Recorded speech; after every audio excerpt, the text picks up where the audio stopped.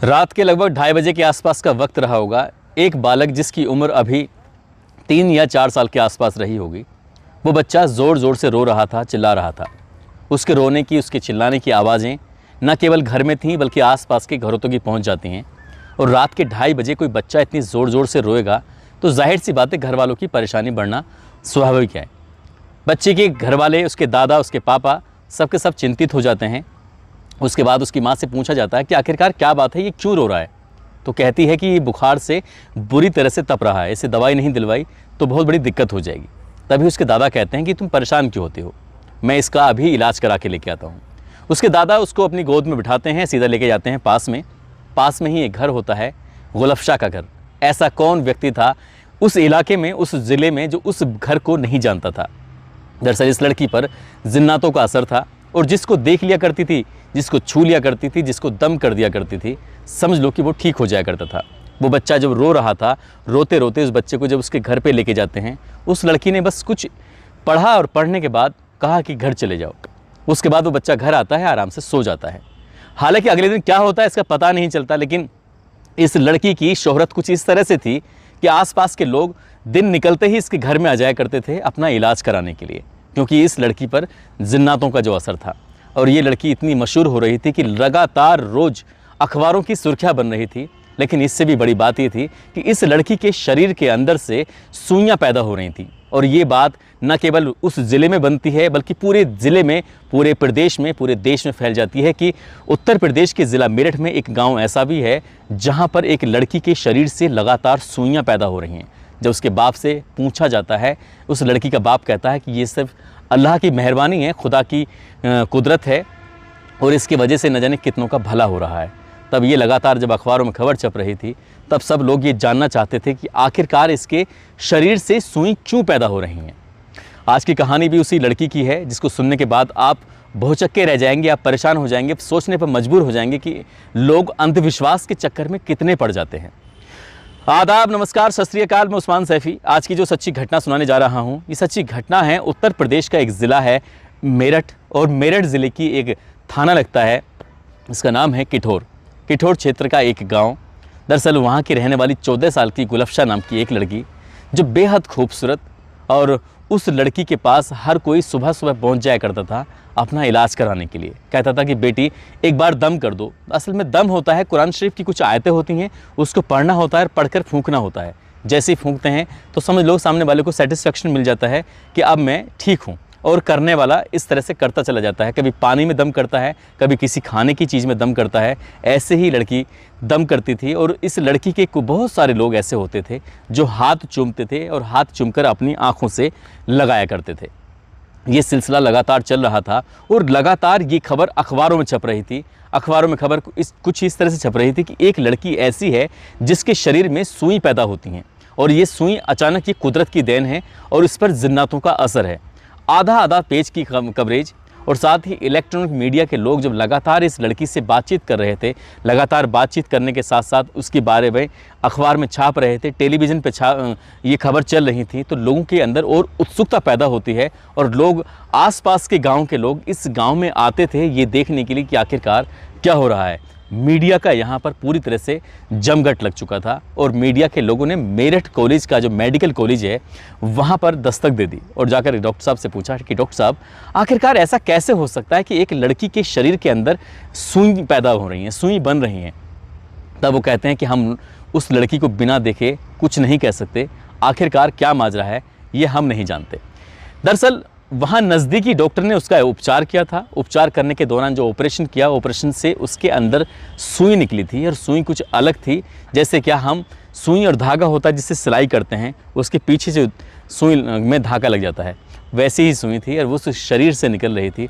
और जब ये सब चीज़ें अखबारों के माध्यम से लोगों को पता चलती है तो लोग वाकई आश्चर्यचकित थे। एक तांत्रिक ने कहा था कि जिन्नात इसके अंदर लोहे की शक्ल में प्रवेश करते हैं और इसके शरीर में जगह जगह दर्द होगा, और जब दर्द होगा तो समझ लो कि इसके अंदर जिन्नात ने प्रवेश कर दिया है, और जब ये जिन्नात आता है तभी लोगों को फ़ायदा होगा। बस लोगों को इसी तरह से इंतज़ार था और 8 महीने से लगातार ऐसे ही उसके शरीर में दर्द उठता था। जब दर्द होता था, जिस हिस्से में होता था, शरीर के हिस्से में, चाहे वो सीने पे हो, चाहे वो थाई पर हो, चाहे वो हाथों में हो, चाहे पैरों में हो, कहीं भी हो, शरीर के अलग अलग हिस्सों में दर्द होता था। वहाँ सुई बनती थी और सुई को डॉक्टर निकाल दिया करते थे। जब लगातार कवरेज चल रही है, लगातार अखबारों में आ रहा है, टेलीविज़न पर आ रहा है, तो हर किसी के अंदर उत्सुकता थी। मेडिकल कॉलेज के प्रिंसिपल से पूछा तो उन्होंने कहा कि हम बिना लड़की को देखे उसके बारे में कोई बता ही नहीं सकते कि आखिरकार वो कैसे उसके अंदर सुई बनती है, नहीं बनती है। मीडिया का जमघट अब लग जाता है उस लड़की के घर पर और उस लड़की के पापा से पूछा जाता है कि जब तुम्हारी लड़की के शरीर में सुइयाँ बन रही हैं तो इसे बड़े डॉक्टर को क्यों नहीं दिखाते हो, क्या बात है। कई बार ये लड़की बहुत दर्द से, बहुत तकलीफ़ से गुजरती है, भले ही चाहे लोगों का इलाज करती हो, लेकिन खुद भी तो तकलीफ़ से गुजरती है। जब घर वालों ने लगातार इस बात पे इग्नोर किया और मीडिया वाले लगातार दबाव बना रहे थे, तब कहीं जाकर आबिद मीडिया की बातों में को मानता है और मानने के बाद उसी मेडिकल कॉलेज में पहुंच जाता है जिस मेडिकल कॉलेज के प्रिंसिपल का लगातार बयान छप रहा था। उसके बाद ये अपनी बेटी को लेकर पहुंचते हैं और जैसे ही वहाँ बातचीत का सिलसिला चल रहा था, अचानक ही लड़की के शरीर के एक हिस्से में दर्द होने लगता है। दरअसल जांघ में उसकी दर्द हो रहा था। जब जांघ में दर्द हो रहा था तो डॉक्टर ने कहा ठीक है, हम इसे देखते हैं। डॉक्टर का एक पैनल उस लड़की के उपचार के लिए लग जाता है और जैसे ही उपचार के लिए लगता है तभी उस लड़की के शरीर के अंदर से सुई निकल आती है। जब सचमुच सुई निकलती है तो वाकई ये करिश्मा हो जाता है और अखबार में बड़ी बड़ी खबर छपती है, आधा आधा पेज की कवरेज होने लगती है। अब न केवल उस डॉक्टर के दिमाग में दर्द होने लगता है बल्कि पूरे इलाके में सनसनी फैल जाती है कि अब तक तो छोटे डॉक्टर इसका इलाज कर रहे थे, लेकिन अब तो मेरठ कॉलेज के जो मेडिकल कॉलेज है उसके बड़े सीनियर डॉक्टर इसका इलाज कर रहे थे, उनके सामने भी सुई निकली है। कुछ ना कुछ तो बात है। अब हर कोई जानना चाहता था कि आखिरकार इस लड़की के अंदर से सुई क्यों निकल रही है। और ये बात न केवल अब ज़िले में थी बल्कि प्रदेश के मुख्यमंत्री या फिर बड़े बड़े ऑफिसर तक पहुंच जाती है। एसएसपी पर दबाव पड़ता है। एसएसपी अपने एसपी देहात, एडिशनल एसपी जिनका नाम होता है एमपी सिंह, उनको जिम्मेदारी देते हैं। कहते हैं कि इस मामले की आप जांच करिए और जो भी है इसके बारे में पता करके बताइए, क्योंकि मीडिया का लगातार दबाव जो बन रहा है। अब यहाँ से एडिशनल एसपी एक महिला दरोगा, एक पुरुष यानी कि इंस्पेक्टर को, महिला दरोगा और इंस्पेक्टर को तैनात करते हैं और कहते हैं कि इस मामले की जांच करके बताओ कि आखिरकार माजरा क्या है, आखिरकार इस लड़की के शरीर में ऐसी क्या दिक्कत आ रही है। क्योंकि यहाँ पर एमपी सिंह सीधे प्रिंसिपल के पास पहुँचते हैं और प्रिंसिपल साहब से बात करते हैं। बात करने के बाद कहते हैं कि क्या सचमुच उसके शरीर के अंदर से सुई निकली थी। वो कहते हैं कि हाँ, सुई निकली थी और हमने खुद निकाली है, हमने खुद अपनी आंखों से देखी है। दरअसल वो सुई सामान्य नहीं है बल्कि फैक्ट्री मेड है, जैसी फैक्ट्री के अंदर बनती है, लेकिन फैक्ट्री के अंदर बनने वाली सुई उसके शरीर से निकल रही है। बस यही आश्चर्य है। यदि वो सुई असामान्य होती या फैक्ट्री मेड नहीं होती तब यकीन किया जा सकता था, लेकिन ऐसा लग रहा है जैसे किसी की शरारत हो। अब ये शरारत किसकी थी, बस पुलिस वाले यही जानना चाहते थे, इसलिए महिला दरोगा और इंस्पेक्टर की तैनाती कर दी जाती है और इंस्पेक्टर साहब महिला के साथ पहुंच जाते हैं उसी गांव में और ये पता करने की कोशिश करते हैं कि आखिरकार इस लड़की के साथ पहले पूर्व में क्या क्या हुआ था। फिर उसके बाद ये पता करने के बाद एक दो डॉक्टर के नाम आते हैं और गांव के लोगों के नाम आते हैं। उन सबसे पूछताछ करते करते वो इंस्पेक्टर और महिला दरोगा जब बारी बारी से जाते हैं तो एक डॉक्टर का नाम आता है जान मोहम्मद। डॉक्टर जान मोहम्मद से बातचीत की जाती है और बातचीत करने के बाद उनसे पूछा जाता है कि आखिरकार क्या मामला है, तुमने इसके जो इलाज किया है उसके इलाज में तुमने क्या देखा, क्या पाया। तब वो कहते हैं कि हाँ साहब, इलाज तो मैंने किया था, लेकिन इसमें एक और डॉक्टर हैं जिनका नाम है डॉक्टर ज़ुबैर और जान मोहम्मद, इन दोनों को पकड़ा जाता है। साथ ही एक डॉक्टर होते हैं डॉक्टर साजिद, इनको भी पकड़ा जाता है। 3 डॉक्टर होते हैं, तीनों डॉक्टर से अलग अलग पूछताछ की जाती है। पूछताछ करने के बाद, उनसे बातचीत करने के बाद उनसे कुछ ऐसी चीज़ें निकल के सामने आती है जिनको सुनकर, जिनको देखकर वाकई हैरानी होती है। तब उस इंस्पेक्टर को पता चलता है कि कुछ ना कुछ दाल में काला है और उसके बाद फिर डॉक्टर साहब से जब सख्ती से पूछा जाता है तो वो चौंकाने वाली बात करते हैं। दरअसल वो कहते हैं कि ये लड़की अब से 7 या 8 महीने पहले, यानी कि नवंबर 2002 को ये लड़की अपने पिता आबिद के साथ, इनकी गुलब शाह अपने पिता आबिद के साथ पहुंचती है डॉक्टर जान मोहम्मद के पास और वहां जाने के बाद कहती है कि डॉक्टर साहब, मुझे बुखार आ रहा है, मुझे बहुत तकलीफ़ है, मुझे बहुत परेशानी है। क्योंकि डॉक्टर गांव के अंदर जो होते हैं वो मोस्टली वो डिग्रीधारी नहीं होते बल्कि झोला छाप डॉक्टर होते हैं। वो भी एक झोला छाप डॉक्टर होते हैं। गांव के अंदर एक क्लिनिक उन्होंने बनाया हुआ था, एक दुकान में खोला हुआ था। आधी दुकान में तो वो खुद बैठते थे और आधी दुकान के अंदर एक बेंच लगाई हुई थी, बीच में पर्दा डाला हुआ था और उसके बाद इस वहाँ मरीज़ को, जो कुछ ऐसे मरीज़ होते थे जिनको वो देखने की कोशिश करते थे कि इस तरह से उस लड़की को जब देखते हैं, वह पिता के साथ आती है, तो वो अपने मरीज़ से कहते हैं कि तुम जाकर अंदर लेट जाओ और मैं तुम्हें देखना चाहता हूँ। लड़की इतनी ज़्यादा खूबसूरत, जिसकी खूबसूरती को देख के अच्छे अच्छे लोग पिघल जाएं, वो डॉक्टर क्या चीज़ थी।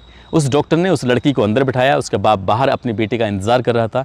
लड़की सचमुच बीमार थी, बुखार से परेशान थी। उसने उस लड़की को बेंच पे लिटाने के बाद शरीर के अलग अलग हिस्सों को 5 या 6 मिनट तक ऐसे ही छूता रहा और उस लड़की ने इसका कोई विरोध नहीं किया। वो शरीर के अलग अलग हिस्सों पर हाथ फेर रहा था, कभी छूता था, कभी उसे कुछ करता था और ये बार बार कोई ना कोई बहाने से कहता था कि यहाँ दर्द तो नहीं हो रहा है, यहाँ तकलीफ़ तो नहीं हो रही है। और 6 मिनट तक वो अपने उस बैड टच के साथ उसको ऐसे ही टच करता रहा, उसके साथ खेलता रहा। और जब 5 या 6 मिनट निकल जाते हैं, उसके बाद वो अपने कुर्सी पाकर बैठ जाता है और उसे कहता है कि तुम्हारी लड़की को बहुत दिक्कत है, परेशानी है और कोई बात नहीं, तुम एक काम करो, मैं 2-3 ये टेस्ट लिखता हूँ, ये टेस्ट करा के मुझे लेके आओ कल और मैं इसे दिखाता हूँ। इससे पहले कि वो यहाँ से लड़की और उसके पिता निकल के जाते, तभी एक तांत्रिक की वहाँ पर एंट्री होती है। वो होते हैं कलीम मियाँ। कलीम मियाँ जैसे ही अंदर आते हैं और वो बाप बेटी यहाँ से निकल रहे हैं, तो दोनों का आमना सामना होता है और देखते ही कलीम मियाँ उस लड़की को देख के कहते हैं कि कितनी खूबसूरत लड़की है यार, ये थी कहाँ अब तक। तो इसी बात पे डॉक्टर साहब कहते हैं कि यार मुझे भी इससे प्यार हो गया है, मुझे भी इसे मतलब मन करता है कि मैं इसे अपने पास रखूं, अपने साथ कुछ इसके साथ करूं। जब एक तांत्रिक और एक डॉक्टर यानी कि झोला छाप डॉक्टर जब आपस में दोनों बातचीत करते हैं, तो इस बातचीत के सिलसिले में इन दोनों ने एक प्लानिंग की। उन्होंने कहा कि मैंने कुछ इसमें दवाइयाँ लिखी हैं, कुछ ऐसे टेस्ट लिखे हैं, ये लड़की कल दोबारा से यहाँ पर आएगी और जब आएगी तो कुछ ना कुछ ऐसा कुछ नया करना चाहिए जिससे कि बात बन सके।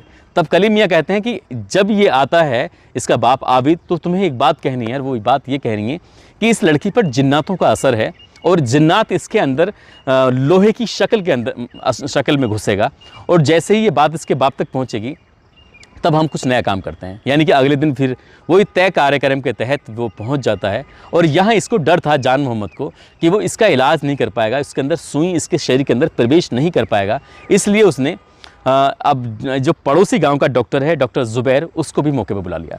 अब डॉक्टर ज़ुबैर भी आ जाता है और ये तय कार्यक्रम के तहत मतलब कि अगले दिन उस बाप और बेटी को आना था। वो रिपोर्ट लेके आते हैं, रिपोर्ट सब सामान्य थी, उसमें कोई दिक्कत वाली बात नहीं थी।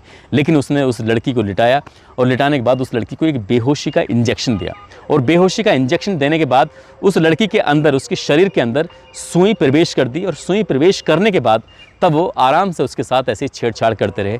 उन्होंने कहा कि तुम्हारी लड़की पर बहुत ज़्यादा दिक्कत परेशानी है, अब यकीन नहीं आता तो देख लेना, 8-10 दिन के बाद फिर एक बार लड़की को मुझे दिखाना। यानी कि लड़की चली जाती है, शरीर में उसके सुई प्रवेश कर जाती है और 8 या 10 दिन के बाद उस लड़की के शरीर में बहुत तेज़ दर्द होने लगता है, क्योंकि सुई जो अंदर घुसी हुई थी वो परेशान करने लगती है। हर एक बार फिर से वो आता है, क्योंकि तांत्रिक ने पहले से ही बता दिया था कि इसके शरीर के अंदर जिन्न प्रवेश करेगा और वो भी एक लोहे के रूप में। और वैसे ही होता है, उसका उपचार किया जाता है। बाप को कहा जाता है कि तुम कुछ दवाइयाँ लेके आओ। बाप दवा लेने के लिए दूर चला जाता है अपने उस गाँव से। दवाइयाँ जानबूझ के ऐसे ही लिखी जाती हैं जो उस गांव में मिलती ही नहीं या आसपास के गांव में ना मिलें। उस लड़की को एक बेहोशी का इंजेक्शन दिया जाता है, उसके शरीर के अंदर से वो सुई निकाली जाती है ऑपरेशन करने के बाद, और पहले जान मोहम्मद उसका बलात्कार करता है। उसके बाद फिर डॉक्टर ज़ुबैर उसका बलात्कार करता है और बलात्कार करने के बाद इसी बीच में उसका जो पापा हैं, उसके अब्बू हैं आबिद, वो भी मौके पर पहुँच जाते हैं और वो उसे कागज़ में लपेट कर वो सुई दिखाई जाती है कि देखो तुम्हारी बेटी के अंदर से इस तरह से सुई बन रही है।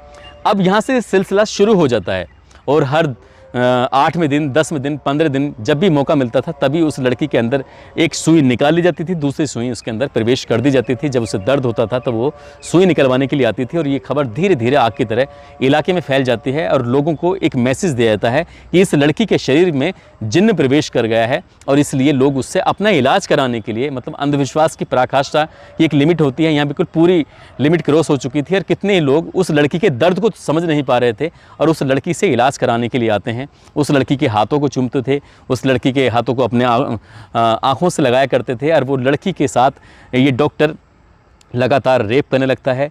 जान मोहम्मद, ज़ुबैर और साथ ही ये कलीम मियाँ, तीनों को जब भी मौका मिलता था तब उसके साथ ऐसे ही रेप करते थे, बलात्कार करते थे। जब जब उस लड़की को बेहोशी का इंजेक्शन दिया जाता था, उस बेहोशी के इंजेक्शन देने की शुरुआती दौर में जब डॉक्टर की डिमांड बढ़ जाती है तो पास के ही गांव से ये इंजेक्शन लेकर आया करता था। उस डॉक्टर का नाम होता है डॉक्टर मामूल। डॉक्टर मामूल के पास वो बेहोशी के इंजेक्शन मिलते थे। अब वहाँ जाने के बाद डॉक्टर मामूल ने कहा कि यार आजकल तुम बहुत ज़्यादा इंजेक्शन लगाते हो, क्या बात है, क्या क्या क्या परेशानी, किसको इंजेक्शन लगा रहे हो। जब ये वाली बात डॉक्टर मामूल पूछता है तो डॉक्टर जान मोहम्मद को ऐसा लगता है कि शायद मामूल को ये बात पता चल गई है। तब वो पूरी कहानी उसके सामने बयां कर देता है। अब मामूल भी उसके साथ मिलकर रेप करने लगता है। यानी कि अब तक मिला के 4 लोग, 3 डॉक्टर होते हैं, एक तांत्रिक होता है, और धीरे धीरे जब कहानी आगे बढ़ने लगती है एक डॉक्टर और शामिल हो जाता है। अब 4 डॉक्टर और एक तांत्रिक मिलकर इस लड़की के साथ लगातार रेप कर रहे थे। उसके अंदर सुई डालते थे और वो सुई निकालते थे, लोगों को पता चलती थी। यही बात जब अखबारों के माध्यम से लोगों को पता चलती थी, लगातार टेलीविज़न के माध्यम से ये चीज़ें वायरल हो रही थी, तो ये एक आश्चर्य का विषय बन गया था मेरठ क्षेत्र में कि एक लड़की ऐसी भी है जिस पर जिन्नातों का असर है, जिसके शरीर के अंदर से सुई बन रही है। लेकिन जब इस मामले की जाँच की जाती है तो पता चलता है ये तो इस लड़की के साथ गलत काम हो रहा है। और एक दिन आता है 22 जून 2003, एडिशनल एसपी यानी कि एसपी देहात MP सिंह ये किठौर थाने के SHO को फ़ोन करके कहते हैं कि मैंने इस मामले की अपने स्तर से व्यक्तिगत तरीके से जांच कराई है। मुझे ये 4 या 5 जो भी हैं, एक तांत्रिक और 4 डॉक्टर हैं, इनको जल्द से जल्द गिरफ्तार करके लेके आओ और बात करनी है। उन्हें गिरफ्तार करके थाने लाया जाता है और थाने लाने के बाद जब प्रेस कॉन्फ्रेंस की जाती है तो मीडिया के यहाँ जमघट लग जाता है और मीडिया के सामने वो अपनी सारी सच्चाई, पूरी कहानी जब बयां करते हैं तो लोग सुनकर हैरान थे, परेशान थे। लोगों का गुस्सा फूट जाता है, न केवल प्रशासन का गुस्सा फूटता है बल्कि पत्रकार और आम लोग इतने परेशान थे कि एक 14 साल की बच्ची के साथ लगातार 8 महीने से बलात्कार हो रहा है और लोगों को ये मालूम किया गया कि ये कुदरत का करिश्मा है, ये अंधविश्वास नहीं तो क्या होगा। हालांकि 4 को गिरफ्तार करके या 5 को गिरफ्तार करके जेल भेज दिया गया था और पुलिस ने, आम लोगों ने भी उन आरोपियों की जमकर खबर ली थी और उसके बाद उस इलाके में फिर किसी लड़की को कोई सुई नहीं निकली। दोस्तों, इस घटनाक्रम को सुनाने का उद्देश्य भी किसी को परेशान करना नहीं है, किसी का दिल दुखाना नहीं है, बल्कि आपको जागरूक करना है। यदि आपके आसपास किसी भी बहन बेटी के साथ इस तरह की कोई दिक्कत, कोई परेशानी हो रही है तो आपको जागरूक रहने की ज़रूरत है। इस तरह से अंधविश्वास के चक्कर में पड़ने की बिल्कुल भी ज़रूरत नहीं है।